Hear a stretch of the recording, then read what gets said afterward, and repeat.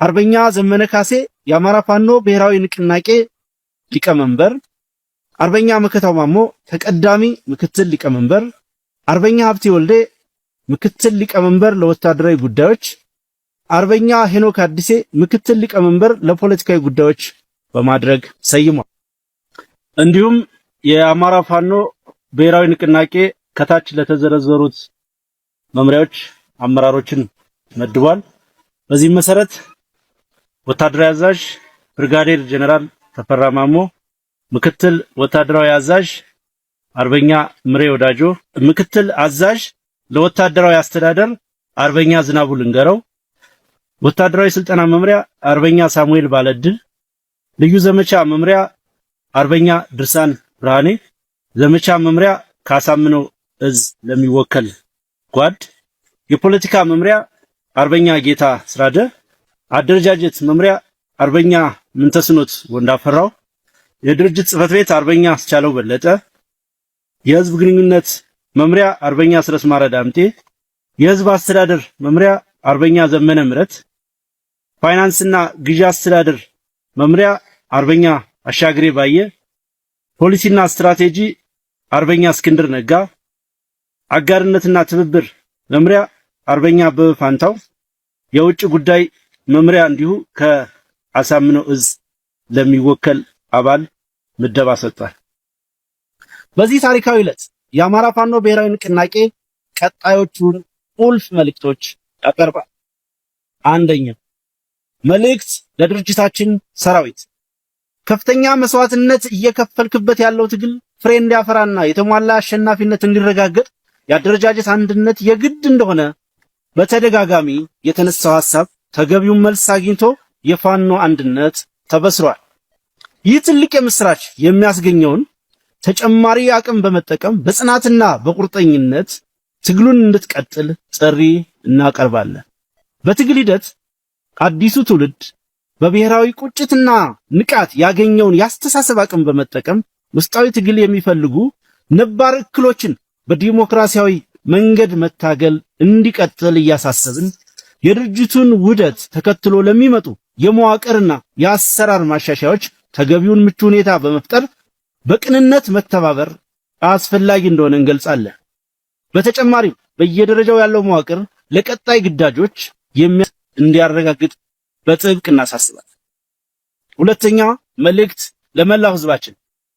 የትግሉ ደጀን የሆነው ህዝባችን በመድረኮች ሲያቀርብ ለነበረው የአንድነት ጥያቄ ምላሽ ማግኘቱ በድጋሚ ያበሰርን፣ እስካሁን ትግሉን በባለቤትነት በመውሰድ በትዕግስት የድርሻውን ኃላፊነት ወስዶ የፈጸመውን ትልቅ ብሔራዊ ጀብድ የአንድነት ጉልበት ተጠቅሞ እንደ አካባቢው ነባራዊ ሁኔታ አደረጃጀቶችን በመፍጠር ትግሉን አጠናክሮ እንዲቀጥል እናሳስባል። ሶስተኛ መልእክት ለአማራ ዲያስፖራ። በተለያዩ የዓለም ክፍል የሚገኘው የአማራ ዲያስፖራ በትግሉ የመጀመሪያ ወቅት ሲያደርገው የነበረውን የነቃ ተሳትፎ በሂደት በተፈጠሩ የአመለካከት መዛነፎችና ጣልቃ ገብነቶች በተለይም የአደረጃጀት አንድነት ባለመምጣቱ ምክንያት በነበረው ግለት አለመቀጠሉና አቅሙን ተጠቅሞ ትግሉን በሚገባው መልክ ማገዝ አለመቻሉን አስተውለናል። ሆኖም ሰራዊቱ ህዝቡና አብዛኛው ዲያስፖራው በጉጉት ሲጠብቅ የፋኖ አንድ ሰላም ጤና ይስጥልን ውድ ተመልካቾቻችን አድማጮቻችን፣ ከአማራ ክልል ወደ ደረሱኝ መረጃዎች በማልፍበት ጊዜ በሲሪንቃ አንድ ኦራል ሙሉ መከላከያ በራሱ ፈቃደኝነት ወደ ፋኖ መግባቱን ከስፍራው የደረሰን መረጃ ያመለክታል። ሲሪንቃ ማለት ብዙዎቻችሁ እንደምታውቁት ከወልዲያ አጠገብ ያለች ከተማ ነች። በዛሬው ዕለት በኦራል ሙሉ ተጭነው የነበሩ የመከላከያ ኃይሎች በፈቃዳቸው የምስራቅ አማራ ፋኖን እንደተቀላቀሉ ከስፍራው የደረሰን መረጃ ነው የሚያመለክተው። እነሱ ብቻ አይደሉም፣ ተመሳሳይ መረጃ ከሸዋ ደርሶናል። ከ87 በላይ የሚሊሻ አባላት በዛሬው ዕለት ፋኖን ተቀላቅለዋል። አፋድ ሸዋ ጠቅላይ ግዛት እዝ አጠር ያለ መግለጫ ሰጥቷል። በሸዋ ጠቅላይ ግዛት በመርሃቤቴ አውራጃ በሚዳና ሬማ ከተማ ዙሪያ በተከታታይ ቀናት በተደረገው አውደ ውጊያ በሬማ ከተማ ዙሪያ ካሉ ቀበሌዎች የተውጣጡ ቁጥራቸው ከ87 በላይ የሚሆኑ የሚሊሻ አባላት የአማራ ፋኖ ሸዋ ጠቅላይ ግዛት ዕዝ አጼ አምደ ጽዮን ኮር አጼ ዳዊት ክፍለ ጦርን ተቀላቅለዋል ይላል መግለጫው። ያገዛዙ ኃይል ከመንዝ ግሸራቤል ጭምር ያስወጣውን ሰራዊቱን በገፍ ወደ ሸዋ ቀጠና መራቢቴ ሚዳና ሬማ እያስገባ ቢሆንም የአጼ ዳዊት ክፍለ ጦር ያገዛዙን ኃይል አከርካሪ በመስበር ወደ ፋኖ ለሚመጡ የአየር ወለድ ኮማንዶም ሆነ ለሚሊሻ አባላት ከፍተኛ አመራሮቹ አማካኝነት ደማቅ አቀባበል አድርገውላቸዋል ይላል መረጃው። ይህ በእንዲህ እንዳለ የብልጽግና የኮማንዶ አባላት ከነሙሉ ትጥቃቸው የአማራ ፋኖ ሸዋ ጠቅላይ ግዛት ዕዝ ራስ አበበ አረጋይ ክፍለ ጦርን መቀላቀላቸውን ክፍለ ጦሩ ለአጼ አምደ ጽዮን ኮር ሚዲያና ኮሚኒኬሽን ክፍል በላከው መረጃ በዛሬው ዕለት አስታውቋል። ካገዛዙ ጋር ለተሰለፉ የጥምር ጦር አባላት በድጋሜ ለፋኖ እጃቸውን በመስጠት ወርቃማዋን እድል እንዲጠቀሙ መልእክት እናስተላልፋለን ሲል ኮሩ ጥሪ አቅርበዋል። ተመልካቾቻችን፣ አድማጮቻችን በተለያዩ አቅጣጫዎች የመከላከያ ኃይሎችና የሚሊሻ አባላት ሳይቀሩ በፈቃዳቸው ያለምንም ውጊያ እጃቸውን የሰጡበት ቀን ነው ማለት ነው በዛሬው ዕለት ተመልካቾቻችን። ይህ ብቻ አይደለም። ከዛው ከአማራ ክልል ከሸዋ ግንባር የደረሰን ሌላ መረጃ አለ። ከመራቢቴ ወደ ጀማና ሎሚ በሁለት ተሽከርካሪዎች ተጭኖ በመጓዝ ላይ የነበረ ያገዛዙ ሰራዊት ባሳምነው ዕዝ ፋኖች ጥቃት እንደተፈጸመበት ነው የደረሰን መረጃ የሚያመለክተው። በሁለት ተሽከርካሪዎች ተጭኖ ከለሚ ወደ ጀማ በመጓዝ ላይ ያለ ያገዛዙ መከላከያ ሰራዊት ብጃሎታ በተባለች ቦታ ሙሉ በሙሉ ጥቃት ተፈጽሞበታል። የተረፈ የለም ነው የሚባለው። የአፋብኃ ደቡብ አማራ ቀጠና አጼ ዘርዓ ያዕቆብ አንደኛ ኮርቃኞች በአርፒጂና በቦምብ በወሰዱት ድንገተኛ የደፈጣ ጥቃት በሁለት መኪናዎች ተጭነው ወደ ጀማ በመንቀሳቀስ ላይ እያሉ ጃሎታ በተባለች ቦታ ከነ ተሽከርካሪዎቹ ሙሉ በሙሉ እዛው ላይ መቅረታቸውን ነው የደረሰን መረጃ የሚያመለክተው። ይህም በተመለከተ የአካባቢውን መስተዳደር አካላት እንዲሁም በስፍራው የሚንቀሳቀሱ አንዳንድ የብልጽግና ሰዎችን ተጨማሪ መረጃ ለማግኘት ተሞክሮ ነበረ። ነገር ግን ምላሽ ለመስጠት ፈቃደኛ አልሆኑም። መከላከያም ይህን ጉዳይ አስመልክቶ እስካሁን ድረስ የሰጠው ምንም አይነት መግለጫ የለም። እስከ ዛሬ ድረስ መከላከያ ነበረ ወደ ወሎ ግንባር እየገባ ያለው። ከትናንት ጀምሮ ደግሞ የኦሮሚያ ልዩ ኃይል በብዛት ወደዛ ወደ ወሎ ግንባር በስፋት እየገባ ነው የሚገኘው የሚል ነው። ምክንያቱም እንደሰማችሁት መከላከያዎችም በአንዳንድ ቦታዎች ላይ በፈቃዳቸው እጃቸውን እየሰጡ ነው። በውጊያም ላይ ያሉት በብዛት እየተማረኩ ነው። እንግዲህ መከላከያው እየተመናመነ መጣ መሰለኝ። የኦሮሚያ ልዩ ኃይል ደግሞ ከትናንት ጀምሮ ወደዚያው እየገቡ ናቸው ወደ ወሎ ግንባር በስፋት የሚደርሰን መረጃ እንደሚያመለክተው። የፋኖ ኃይሎች ደግሞ በተለያዩ ቦታዎች ላይ ድል ማድረጋቸውን የሚያሳዩ መረጃዎች እየደረሱ ነው። ያ ብቻ አይደለም። በየከተሞቹ ሲገቡ በእልልታ በጭፈራ ሲገቡ የሚያሳይም ቪዲዮዎች እየደረሱ ነው ተመልካቾቻችን። ኢሰመኮ ራሱ መንግስት ያዋቀረው ኢሰመኮ ባወጣው መግለጫ ላይ አንድ ነገር ብሏል። ወቅታዊ መግለጫ ላይ ተመልከቱ። እንግዲህ የመንግስት ኢሰመኮ ዶክተር ዳንኤል ምትክ የተተካው ኢሰመኮ ምን አለ መሰላችሁ? ክትትልና ምርመራ በተከናወነባቸው ቦታዎች በተለይም በአማራ፣ በቤኒሻንጉል ጉሙዝ፣ በጋምቤላና በኦሮሚያ ክልሎች በሚጣሉ የሰዓት እላፊ የእንቅስቃሴ ገደቦች በየአካባቢው በሚንቀሳቀሱ የታጠቁ ኃይሎችና በመንግስት የጸጥታ ኃይሎች በመንገዶች ላይ በሚጣሉ ኬላዎች፣ የመንገድ መዝጋት ትዕዛዞችና እርምጃዎች እንዲሁም በመንገዶች ላይ በሚደርሱ ጥቃቶች፣ እገታዎች፣ የንብረት ዘረፋዎችና ውድመቶች የሰዎች ከቦታ ቦታ የመዘዋወር ነጻነት መብት አደጋ ላይ መውደቁን ኢሰመኮ ለመገንዘብ ችሏል። ኢሰመኮ እነዚህ እርምጃዎችና ጥቃቶች ከመዘዋወር ነጻነት መብቶች ባሻገር በህይወት የመኖር የአካልና የንብረት ደህንነት መብቶች ላይም ጥሰቶችን ማስከተላቸውን አረጋግጧል።